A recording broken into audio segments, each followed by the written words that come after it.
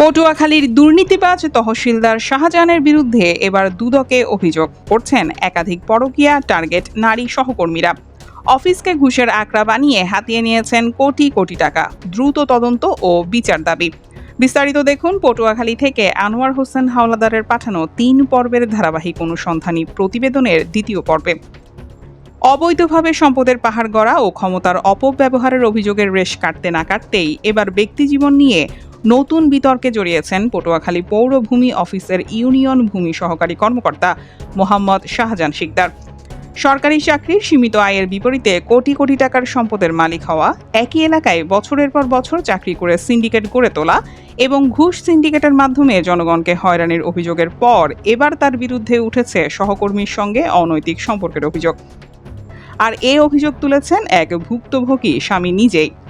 অভিযোগকারী স্বামী দাবি করেন তার স্ত্রী একই তহসিলে চাকরি করার সুবাদে শাহজাহান শিকদারের সঙ্গে ঘনিষ্ঠ সম্পর্কে জড়িয়ে পড়েন। দীর্ঘদিন ধরে তাদের মধ্যে সম্পর্ক চলমান রয়েছে বলে তিনি অভিযোগ করেন।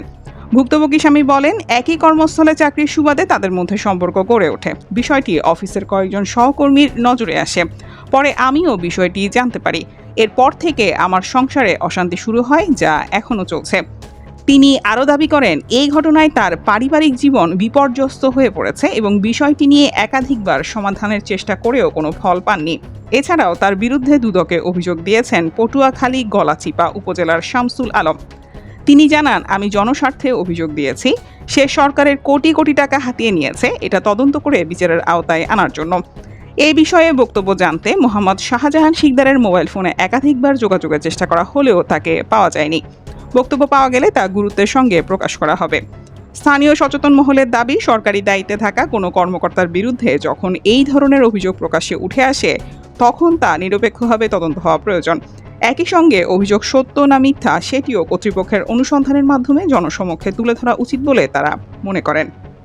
দর্শক, ধারাবাহিক এই অনুসন্ধানী প্রতিবেদনে তৃতীয় থাকছে শাহজাহান শিকদারের বিরুদ্ধে ওঠা আরও কিছু অভিযোগ, দীর্ঘদিন একই কর্মস্থলে বহাল থাকার নেপথ্যের প্রভাব এবং সংশ্লিষ্টদের বক্তব্য। চোখ রাখুন অগ্রযাত্রা প্রতিদিনে।